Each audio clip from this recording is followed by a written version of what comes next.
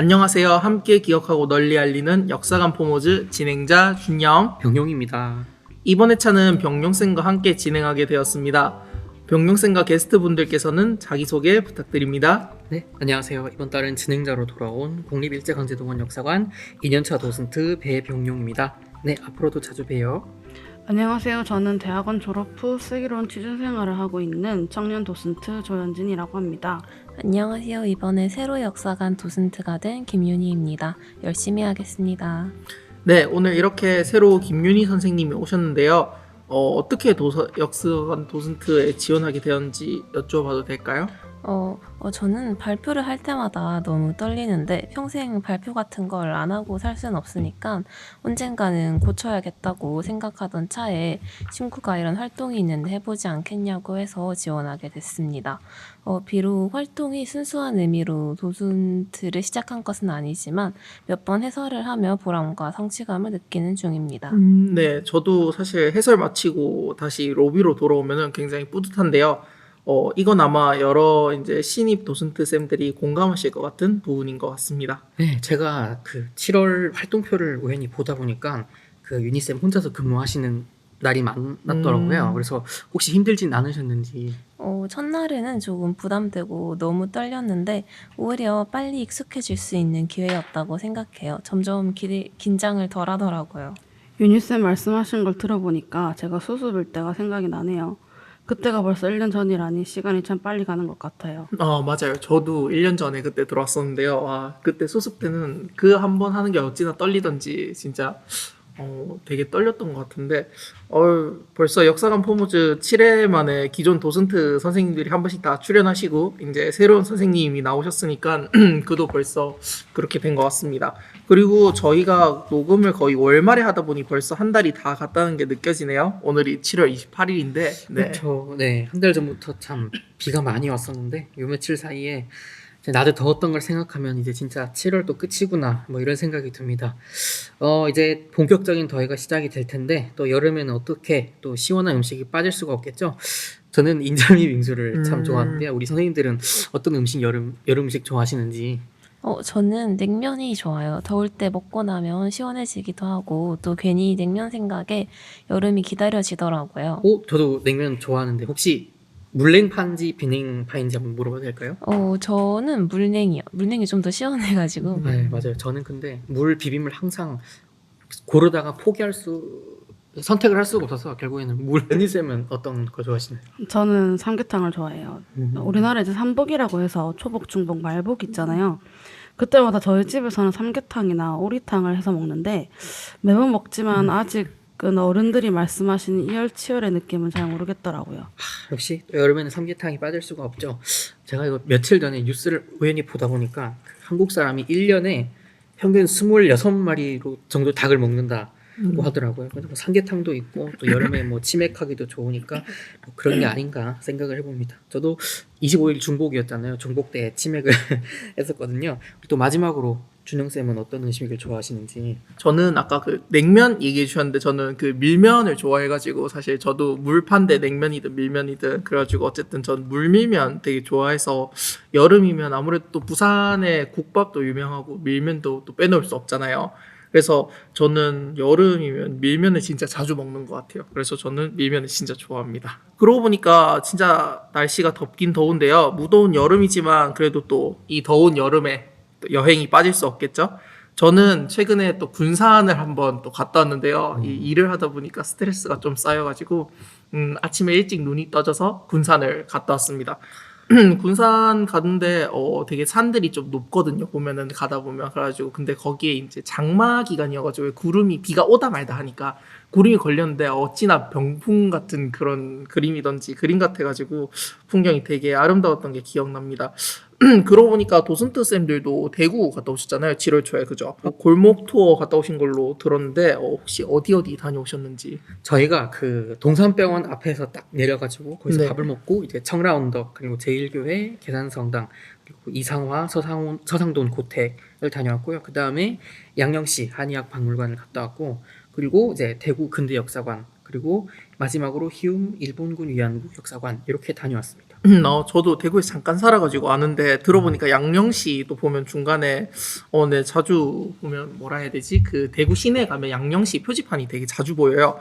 가지고 그런 것도 보고 하니까 되게 좀 낯익은 공간들이 있네요. 보니까 근데 당일치기라고 들었는데 굉장히 알차게 다녀오신 것 같아요. 부산과 마찬가지로 대구도 또 우리나라 근대사에서 굉장히 기념비적인 공간으로 알고 있는데 이쯤에서 대구 근대 역사를 또 안 들어볼 수가 없겠죠?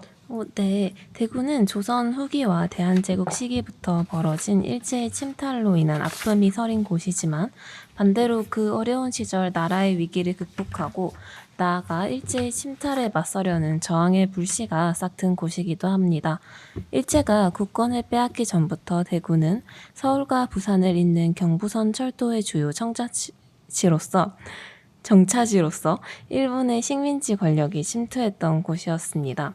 그로 인해 대구는 읍성과 경상가명, 즉 지금의 경상북도청 정도에 해당하는 관청이 철거되는 등의 비극을 맞았습니다. 대구를 대표하는 젊음의 거리인 동성로 또한 그 유래를 알고 보면 아픈 역사를 간직하고 있다는 걸 알 수 있습니다. 그러나 한편으로는 일본의 진나라 빚을 갚자는 국제보상운동이 대구에서 시작되기도 하였습니다. 서상돈을 비롯한 경상도 대구 지방의 애국지사들이 제일 먼저 국채보상운동을 제창하는데요. 서상돈은 국채 1,300만 원을 갚지 못하면 장차 토지라도 주어야 하므로 우리 2천만 동포가 담배를 석 달만 끊고 그 대금으로 국채를 보상하자면서 자신부터 800원을 내겠다고 하였습니다. 그 이후 대구에 미니소가 설치되었고 전국적으로 70여 개의 보상소가 설치되었습니다. 아까 그 말씀해 주셨을 때 안 그래도 서상돈 안 그래도 어디서 많이 들어봤다 했는데 국제부상에 관련된 분이셨군요. 배웠던 기억이 나는데요. 그러면 이게 그 정부나 관의 주도가 아닌 그 민간의 자발적인 기획과 참여로 이루어졌다는 말씀인 거 맞죠? 그렇습니다. 국채보상운동은 외채를 갚기 위한 전국 최초의 자발적 범국민운동이자 대구에서 처음 시작하여 전국으로 확산되었다는 데에 그 의미가 있습니다. 또한 대한매일신보 등 언론사들의 적극적인 관심과 협조가 있었다는 점도 특징이라고 할 수 있습니다. 그러면 국채보상운동은 결과적으로 성공을 했나요? 아니요. 안타깝지만 실제 외채를 갚을 정도의 모금 성과는 달성하지 못하였습니다. 한편 국채보상운동이 전국적으로 퍼지자 일제 통감부는 이 운동을 탄압하기 위해 대한매일신보사 총무인 양기탁을 근거도 없이 국채보상의원군 횡령이라는 누명을 씌워 구속했다가 무죄로 석방하였습니다. 이 사건이 계기가 되어 국채보상운동은 점차 쇠락하게 되었습니다. 그렇지만 국채보상운동은 1907년 1년간 애국개몽운동의 중심적 위상을 차지하는 매우 중요한 운동이었습니다. 국채보상금 처리회를 통해 모집된 연금은 국권 피탈 이후 한국 국민의 밀립대학 설립운동의 재정적인 기초가 되었다고 합니다. 또한 국채보상운동의 정신적 성격을 계승한 금모기운동이 1990년대 말 외환위기 당시에 일어났습니다. 그 설명을 들으니까 저는 그때 같이 못 갔는데 같이 답사를 다녀온 것처럼 생생한데요. 정말 좀 기회가 되었으면 같이 가고 싶었는데 일이 있어가지고 불참하게 돼서 정말 안타깝게 생각합니다.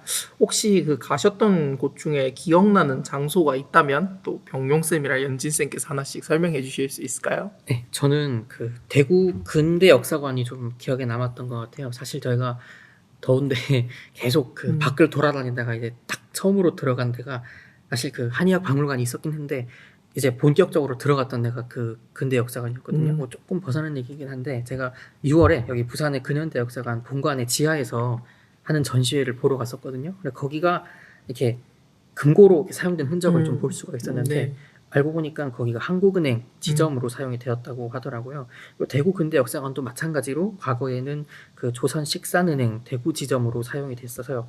그런지 어떻게 보면 그 전시실 내부에 금고나 아니면 그 비상문이나 이런 것들 흔적을 좀 자세히 찾아볼 수가 있었고 또 건물 외벽이나 아니면은 바깥에 있는 안에 있는 기둥 같은 것도 그 일제 감정기 당시에 그 모습이 원형 그대로 보존이 되어 있었습니다.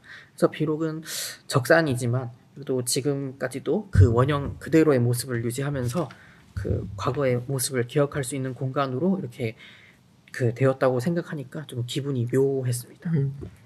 저도 이제 대구 근대 역사관이 좋았던 것 같은데 일단 시원해서 좋았고 이제 해설해 주시는 분들이 설명이 속속 귀에 들어왔습니다. 그리고 저는 또 계산 성당이 아직도 제 마음에 남아 있는데 저는 불교를 믿어서 성당에 갈 일이 거의 없었거든요. 이번에 계산 성당을 방문하면서 저는 천주교만의 신성함과 웅장함을 느꼈습니다. 계산 성당은 또 경상도에서 최초로 건립된 서양식 성당이라고 들었는데 그래서인지 성당 외관도 외국에 온 것처럼 멋있었고 성당 안에 있는 스테인드 글라스들이 정말 아름다웠습니다. 선생님들 이야기를 들으니 갑자기 궁금한 게 있는데요. 병영쌤이나 연진쌤은 답사에서 우리 역사관 전시 해설에 도움이 될 만한 부분이 있었나요? 저는 항상 전시를 할 때 전시 해설을 할 때 일본군 위안부 부분을 항상 어떻게 설명을 해야 하나라는 그 고민이 항상 많았는데요. 그래서 이번에 답사를 갈 때 히움 일본군 위안부 역사관이 코스에 포함이 되어 있었어요. 그래서 가보니까 우리 역사관에서 좀 적게 다루고 있었던 그런 부분들을 많이 보강을 할 수 있었습니다. 그러니까 예를 들면 일본이 청일 전쟁이나 러일 전쟁부터 어떤 위안소를 구상했던 그런 내용도 보이고요. 그리고 어떤 식민지 공창제도 이런 것들이 어떻게 확산해 가는지, 그리고 연도별로 이렇게 위안소 제도가 어떻게 전개되었는지 그런 표나 이런 것들이 좀 일목요연하게 표현이 되어 있어서 그런 것들을 좀 이렇게 볼 수가 있었고, 또 위안부 피해자분들의 어떤 구체적 사례 이런 것들이 좀 많이 나와 있었습니다. 그리고 그분들이 귀환하시면 귀환하는 과정, 아니면 이제 돌아오지 못한 분들도 어떤 상황이 있었는지 그런 부분들까지도 좀 이렇게 나와 있어서 그런 부분을 좀 보충하는데 도움이 될 것 같다는 생각을 했습니다. 저도 대구 근대 역사관에서 일제강점기 때 동원된 사람들의 이야기를 짧게 들었는데요. 1944년에 대구 주둔 일본군 부대에서 학도병 탈출과 같은 조직적 저항이 있었다고 합니다. 그래서 이 내용을 일제강제 동원에 대한 조선인의 항거 부분에 이제 보충해서 설명하면 좋을 것 같았습니다. 역시 그 역사관 도슨트 쌤들이라 그런지 역사관을 가셔서 그냥 전시해설을 그냥 보고 오시는 게 아니라 그쪽에서 이제 전시하고 있는 것을 이제 우리가 어떻게 또 해설에 녹여낼지를 항상 생각하시는 것 같은데, 저도 여담이지만 서울에 가면 숙명여대 근처에 보면 청파로라는 길목에 식민지 역사박물관이라고 또 있거든요. 그래서 그때 한번 갔었는데 우리 무운장구 조끼 전시회어 있잖아요. 거기는 무운장구 조끼가 이렇게 펴져 있더라고요. 우리는 지금 올가 맺어 있는데, 그래서 그런 것들을 보면서 어떻게 또 도움이 되게 또 우리 역사관에 전시해설을 녹여낼까 그런 생각을 좀 했었던 것 같아요. 시민지 역사박물관이면 용산. 네, 맞아요. 용산. 네, 맞아요. 그 용산 숙대. 거기가 항상 보면 박물관이나 이런 것들이 몰려 있어서 구경하기가 참 좋은 것 같아요. 중앙박물관도 있고 아무튼 좋은 것 같아요. 예. 맞아요. 거기 보면 근처에 또 여러 가지 관들이 있으니까 그렇게 돌아보는 것도 괜찮은 것 같은데, 근데 또 한 가지 여담인데, 제가 듣기로는 그날 점심 때 굉장히 맛있는 거를 드셔가지고 병용 쌤이 밥을 2그릇이나 완클했다고. 진짜 점심이 너무 맛있었어요. 할머니 집에 간 것 같은 그런 식당에 갔었는데요. 먼저 찜닭이 딱 나왔어요. 근데 찜닭이 끝인 줄 알았는데 고등어 구이도 나오고 그다음에 된장찌개도 나오고 아무튼 뭐가 끊임없이 나왔습니다. 밑반찬도 되게 맛있었고, 그때 맛을 딱 보고 나서 이거는 답사를 위해서 우연히 찾은 식당이 아니다. 너무 맛있어가지고, 아니면 이게 또 역사관 학예사 선생님이나 아니면 연륜 있는 분이 이렇게 처음에 드셔보시고 재방문하시고 싶으셔서 기회로 삼으신 것 같다. 그래서 그런 생각이 딱 들었어요. 그래서 혹시라도 나중에 김민규 선생님이나 방송을 보시게 된다면 그 선생님의 어떤 맛집 계보를 저도 좀 알려주시면 좋을 것 같습니다. 저도 좀 알려주십시오. 네. 우리 이런저런 좀 이야기를 나누다 보니까 저 궁금한 게 한 가지 있는데, 우리 역사관 도슨트 선생님들께서는 전시해설을 할 때 유물을 꼭 하나 정도는 설명해 주시던데, 일단은 저 같은 경우에는 항상 무운장구 조끼는 설명해 드리는 것 같아요. 왜냐하면 이게 제가 호기심이 많아가지고 조끼의 해설 전시를 보면은 조끼 등 쪽에 이제 무운장구라는 글씨가 새겨져 있어가지고 이제 그런 설명을 되어 있는데, 우리 역사관에는 아까 말씀드렸다시피 또 조끼가 올가 맺어 있잖아요. 그래가지고 그게 이제 우리 도록을 보면은 펼쳐져 있어요. 그래가지고 그 사진을 찍어서 이제 선생님들께 항상 전시 해설을 해드리는 편인데 여기 이제 뭐 유니쌤이나 연진쌤도 원픽 있겠지만 일단 저는 병용쌤의 원픽 유물도 좀 궁금해서 여쭤봐도 될까요? 저도 막 얘기하고 싶어가지고 저는 많은 것들이 있겠지만 저는 항상 저번에도 얘기를 했었는데 국민 노무수첩 그 앞에 처음에 보이는 그 쌓여있는 그 국민 노무수첩을 설명을 합니다. 왜냐하면 이렇게 기억의 터널을 딱 지나고 나시면 그 관람객분들이 그 앞에 딱 멈추시거든요. 그래서 저는 항상 그 기억의 터널의 음성에 대해서 이렇게 설명을 하다 보니까 그 기억의 터널에 나오는 음성, 그 음성을 그 씨름가를 읊었던 사람들이 조선인 노무자고 그 조선인 노무자들이 지니고 있었던 것이 이 국민 노무수첩이다라고 이렇게 잘 이렇게 물 흐르듯 설명하기가 되게 편하더라고요. 그러면서 그 국민 노무수첩에 대한 부분을 꼭 다루고 있습니다. 그럼 우리 유니쌤이나 연진쌤은 어떤 원픽 유물이 있는지 한번 말씀해 주시면 좋을 것 같습니다. 저는 방위식기라는 유물이 제 원픽인데요. 일종의 전투식량 같은 건데 통조림이라고 이해하시면 편하실 것 같아요. 중간에 있는 구멍을 바늘 같은 걸로 찌르면 뚜껑이 열리는 구조였다고 합니다. 이 유물은 바로 눈에 보이니까 관람객 분들의 흥미를 돋을 때도 좋고 또 일제 전선이 확대되던 시기를 잘 엿볼 수 있기 때문에 꼭 설명을 하는 유물 중에 하나입니다. 전 유물이라기보다는 설명을 드릴 때 꼭 한 분을 소개해 드리는데 바로 박노학 선생님이십니다. 박노학 선생님은 일제강점기 사할린으로 강제동원되셨다가 1958년 일본인 부인과 함께 일본으로 가시게 되었습니다. 당시 우리나라는 아직 소련과의 수교를 하기 전이었기 때문에 사할린에 강제동원되셨던 분들은 한국으로 돌아올 수 없었는데요. 박노학 선생님은 일본에서 화태영류 귀환자 동맹을 결성하여 사할린 동포들이 귀한 운동뿐만 아니라 사할린에 있는 동포들과 그 가족들의 편지를 서로에게 배달해주면서 동포와 그 가족들을 이어주셨습니다. 제가 처음에 도슨트가 되었을 때 박노학 선생님에 대해서 듣고는 신기해하면서도 정말 동포들 그리고 한국에 남아있는 그 가족들을 위한 마음이 대단하셨다는 것에 큰 감동을 느꼈습니다. 그래서 저는 항상 관람객들이 오시면 설명할 때 박노학 선생님에 대한 이야기는 꼭 전해드립니다. 항상 유물을 여쭤봐서 유물을 대답해 주셨는데 그 사람에 대한 이야기를 해주신 건 아마 연진쌤이 처음인 걸로 제가 기억합니다. 사실은 이 질문 지난달에 나오신 도슨트 선생님들께도 여쭤봤는데요. 매달 팟캐스트에 참여하시는 선생님들이 또 달라지니까 이 질문은 꾸준히 하는 중입니다. 또 같은 유물이라도 선생님들마다 원픽으로 선택한 이유가 조금씩 다 다르더라고요. 그래서 또 선생님들이 그 유물을 어떻게 바라보시는지도 볼 수 있고 해서 은근 흥미롭다는 생각이 듭니다. 네, 그래서 제가 또 질문을 한 가지 더 드려보고 싶어요. 전시 해설을 하면서 또 강제동원에 대해 새롭게 알게 된 부분이나 아니면은 해설 중에 필요한 꿀팁 아니면은 또 선생님들이 그 밖에 좀 말씀해주고 싶은 그런 TMI가 있으신지 우리 유니스 들어보면 좋을 것 같아요. 저는 전시실에 보면 기억의 터널이라는 곳이 있는데요. 터널을 지나면서 접하는 홀로그램과 음성을 통해 일제강제동원 당시를 짐작하게 되는 곳이에요.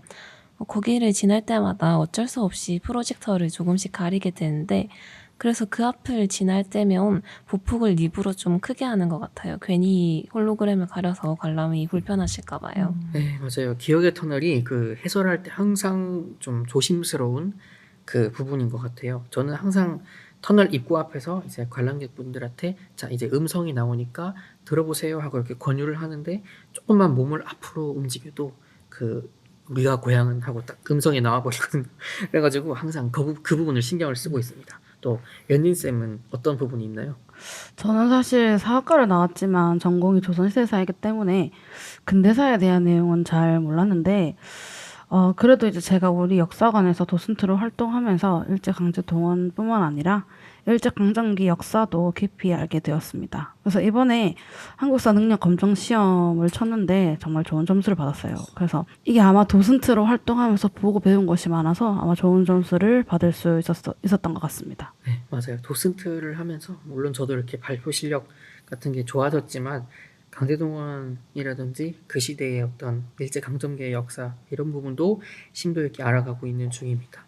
한능검 저도 전공자지만 그 다시 풀어보라고 하면 어려울 것 같은데 저도 나중에 공부해서 다시 한번 쳐봐야겠습니다. 맞아요. 그 저도 처음에 해설할 땐 되게 떨렸었거든요. 보면 역사관에서 해설을 한다는 게 되게 떨리고 남들 앞에 서서 또 이야기를 하는데 내가 하고 싶은 대로 얘기를 하는 게 아니라 또 이 역사관에 전시되어 있는 그 틀 안에서 우리가 이제 그런 걸 이제 그 전시 해설을 해야 되니까 아무래도 부담감도 있고 그랬는데 뭐 지금은 안 그래도 담당자 선생님께서 제 해설을 이제 며칠 전에 들으시더만 일타 강사처럼 해설을 한다. 아마 제가 갈갈거리면서 해설을 해서 그런 것 같은데 네 그렇습니다.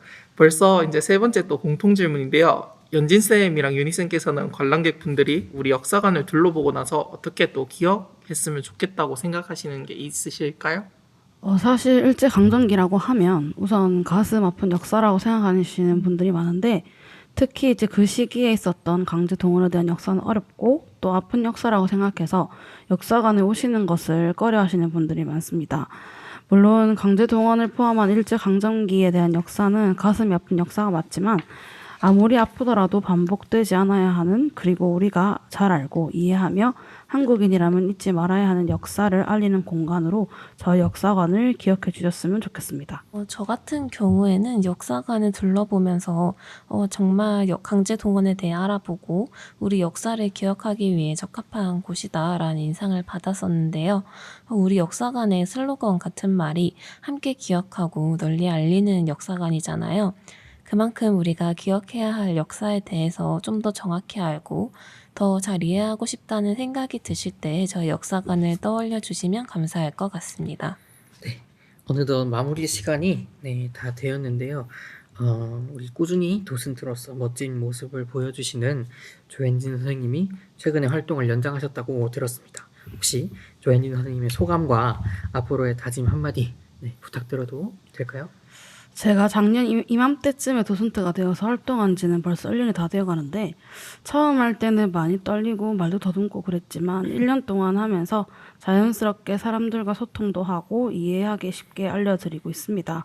앞으로 역사관을 찾아주시는 많은 분들께 강제동원에 대한 역사를 이해하기 쉽고 또 자세하게 알려드리도록 하겠습니다.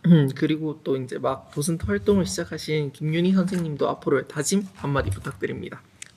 해설을 하고 나면 나름의 보람과 약간의 아쉬움을 느끼는데요. 그럴수록 더욱 친절하고 재미있는 해설을 위해 노력하고 싶어져요. 강제 동원과 관련된 내용에 대해 공부가 더 필요하겠다 싶어지고요. 앞으로 관람객분들의 이해를 돕기 위해 그리고 흥미를 일으키기 위해 더욱 열심히 할 생각입니다. 선생님들 말씀 들어보니까 앞으로 우리 도슨트와 팟캐스트의 여정이 매우 기대가 되는 것 같습니다. 그리고 한 가지 아쉬운 소식이 있는데요. 아마 이 역사관 포모즈를 꾸준히 들어오셨던 분들이라면 눈치를 채셨을지도 모르겠습니다. 이번 달을 끝으로 우리 홍중현 선생님이 역사관을 떠나시게 됩니다. 너무 아쉬워요. 그래서 우리 준영쌤이 해설을 하실 때마다 되게 다양한 방식으로 하시고 또 아직도 저는 준영쌤 해설을 풀버전으로 들어본 적이 없는데 아주 그 해설이 재밌고 아주 전문적이라고 정평이 나 있다고 알고 있거든요. 그래서 그 부분을 아직 못 들어본 것 같아서 그게 좀 아쉬운 것 같습니다. 우리 연진쌤이나 유니쌤은 준영쌤 해설을 들어본 적 있나요? 두 분 다 아마 못 들어보셨을 것 같아요. 왜냐면 항상 이게 나오는 날이 정해져 있기 때문에 아무래도 이제 그러고 보니까 제 해설을 지금 한 번도 안 들으신 분들로 특별 게스트로 한번 또 모셔야겠습니다. 해설을 사실 저도 처음에는 되게 떨렸단 말이에요. 이게 우리 왜 처음에 보면 이 전시 해설 테스트 받을 때 30분 딱 분량으로 해가지고 이제 진짜 역사관 또 팟캐스트 도슨트로 근무하시는 분들께서 또 직접 내려오셔가지고 우리 해설을 이제 또 시연하는 걸 평가해 주시는데 너무 떨리는 거예요. 그래가지고 그날 기억이 아직도 나는데 되게 떨었거든요. 그래가지고 저희 담당자분께서 제 20살인가? 그러니까 이제 사회에 나온 애인가? 이제 이렇게 생각을 하셨다 하시더라고요. 근데 막 들어가니까 막 되게 막 하더라고 하셔가지고 그날이 생각이 나는데 제가 이제 마지막 해설한다고 하면서 딱 해설 섰는데 이제 제 앞에 담당자분이 또 계셨어요. 근데 이제 앞뒤로 보고 있는데 뭔가 처음 해설 시연할 때 그 생각이 떠올라가지고 되게 좀 뭉클하더라고요. 뭐 저도 사실 해설이 지금은 이제 좀 바뀌었지만 초반에 하던 거랑은 다르게 다른 분들의 해설을 많이 들어보고 되게 뭐 병용 쌤도 그렇고 도원 쌤도 그렇고 다른 여러 쌤들이 또 잘해주시니까 관점이 다르기도 하고 아 저 해설 이렇게 좀 녹여내면 좋겠다 이렇게 해서 사실 부분 발췌해서 온 게 뺏긴 것들이 좀 많아요. 다들 그러실 거예요. 네. 네. 저도 보면은 그러니까 1년 전에 해설 대본이랑 지금 대본이랑은 상당히 많이 차이가 있어요. 뭐 전에는 한 6, 7장에서 끝냈다 이러면은 뭔가 거기서 제가 보고 들은 것들을 추가하다 보니까 20장이 넘게 있더라고요. 물론 그걸 다 읽진 와. 않지만 거기서 이렇게 이래저래 찾아보다 보면은 참고할 내용도 참 많고 또 준영쌤 그 해설에서 이거는 제가 참고를 한 건데 해설을 들은 적은 없지만 이렇게 선생님하고 얘기를 하다가 그때 역사관 초반에 보면은 그 근정전 무은장구 쪽기 들어가기 전에 보면은 무은장구 쪽기 쪽은 이제 진열장으로 되어 있고 그 이제 맞은편 쪽은 우리가 이제 해설 판넬로 되어 있잖아요. 그 판넬을 보면 제일 이제 시작되는 도입부 쪽에 이제 그 밑에 보면은 그 경복궁 근정전 사진이 있는데 거기 이제 일장기가 딱 걸려 있는 사진 우리 다들 아실 텐데 이렇게 설명하면 그 유명한 사진이 있거든요. 그걸 말씀해 주시는 것 같아요. 지금. 그게 저는 그러니까 보통 그 장면을 이렇게 책에서 좀 보면은 1910년도의 상황 하면서 그 사진을 딱 띄워놓는데 그게 사실 1910년도가 아니고 뭐 1915년도에 뭐 조선물산공진회라는 그런 일제가 실시한 박람회 때 사진이다 그렇게 딱 이야기를 해주시더라고요. 아무튼 뭐 여러 가지 또 있는데 그래서 준영 쌤한테 이런 부분도 많이 듣게 되고 그래서 정말 준영 쌤한테 배울 점도 많고 또 이런 해설들을 들으시는 그러니까 준영 쌤의 이런 해설을 들으시는 역사관에 어떤 오신 관람객분들도 참 유익한 정보들을 참 많이 얻고 갈 것 같다는 생각을 했습니다. 네, 그래서 아쉽지만 우리가 이제 진짜 마지막으로 준영쌤의 활동 마무리 소감을 들어보고요. 또 우리 연진쌤, 윤희쌤의 소감을까지 들어보는 걸로 하겠습니다. 7월 우리 녹음이잖아요. 지금 그래가지고 제가 이제 7회차를 끝으로 이제 떠나게 되는데요. 아마 뒤에 병용쌤이 이제 잘 맡아주실 거라 생각을 하고 또 처음에 작년 11월쯤에 이제 팟캐스트를 한다고 했을 때는 약간의 농담 반 진담 반이었어요. 이런 역사관에서 팟캐스트를 한다는 거는 우리가 이제 가지고 있는 우리 뭐 공을 FM에서 그냥 좀 가볍게 이야기하는 거랑은 다르다고 저는 좀 생각을 했기 때문에 왜냐면 우리 역사관이 또 일제 강제동원 이 피해자분들의 초점을 맞추고 또 그런 이야기들을 하기도 하고 해야 될 것 같아서 뭔가는 좀 더 조심스럽지 않나라는 생각을 해서 할 수 있을까라고 했는데 또 담당자 분이랑 또 PD님께서 흔쾌히 이제 또 이렇게 할 수 있지 않겠냐 이렇게 해주셔서 이제 1월부터 잘 하게 되었는데 일단 첫 스타트를 너무 잘 끊어주셨어요. 그 주련쌤이라는데 아직도 기억이 나고 또 그 뒤에 뭐 건우쌤도 잘해주셨고 병용쌤도 그랬고 또 수광쌤 사실은 우리 그 활동하시는 분들 중에 또 연세가 제일 이제 많으신데 되게 잘해주시는 거예요. 수광쌤도 그렇고 그래가지고 뭐 누구든 아무래도 이 역사관 도슨트 해설을 해주시는 분이라서 그런지 되게 잘해주셔서 정말 감사했다라는 말씀을 드리고 저 같은 경우에는 좀 섭섭해요. 그러니까 시원하다기보다는 좀 섭섭한 느낌이 드는데 그러니까 제가 이게 떠나고 싶어서 떠나는 게 아니라 이게 이제 또 일이 바쁘고 이러다 보기 때문에 아무래도 또 이 역사관 도슨트가 종료되면서 팟캐스트도 같이 접고 떠나는 거기 때문에 조금은 아쉬운 마음이 듭니다. 그래서 약간의 미련 남긴 이야기를 하자면 이제 그래서 나중에 특별 게스트 한번 초청해 주시면 네, 오도록 하겠습니다. 네. 그리고 두 분도 네, 방송 소감 한번 들어보겠습니다. 저는 많이 떨릴 줄 알았는데 두 분이서 너무 편안하게 해설해 주셔가지고 정말 재밌게 했고 또 기회가 된다면 다른 주제로 또 한 번 더 해보고 싶습니다. 저는 처음에 약간 이렇게 녹음이 되고 밖으로 나간다 이러길래 이걸 어떻게 해야 하나 되게 막막하고 떨렸었는데요. 너무 분위기가 편안하고 또 재밌어가지고 좋은 경험이었던 것 같습니다. 네, 그리고 저는 이제 활동 마무리 소감을 했다면 이제부터 이제 시작하시는 병용쌤의 그 포부를 좀 들어봐야 되지 않나라는 생각이 대본에 사실 이거를 딱 한 달 전에 제의를 받았을 땐 그때 별로 아무 생각이 없었거든요. 그래서 사실 큰 의미를 두고 시작한 그런 건 아니었습니다. 아니지만 그래도 정말 이 활동하면서 너무 재밌었던 기억들이 많았고 그리고 이 뭔가 제가 스스로 대본을 쓴다는 행위 자체가 저한테는 되게 사실 쓰면서는 조금 고통의 시간이었거든요. 이 대사를 여기 치는 게 맞는가? 아닌데 이건 뒤에도 중복이 되는 내용이라서 안 넣는 이런 고민을 수없이 했었는데 아무튼 그 결과물이 딱 이렇게 나오고 하는 이런 순간이 좀 짜릿한 것 같아요. 그래서 또 앞으로 이번 올해도 8, 9, 10, 11, 12 아무튼 올해도 뭐 많게는 5번 정도 뭐 녹음을 하게 될 텐데, 그래서 그 남은 녹음도 이제 제가 이제 혼자서 진행을 하게 되겠지만 또 우리 준영 쌤이 또 앞으로 조금씩 더 도와주실 거라고 믿고, 또 우리 선생님들과 좋은 주제로 또 역사관의 재미난 이야기들, 그리고 우리들의 그 선생님들의 또 살아가는 이야기들을 네, 한번 나눠봤으면 좋겠습니다.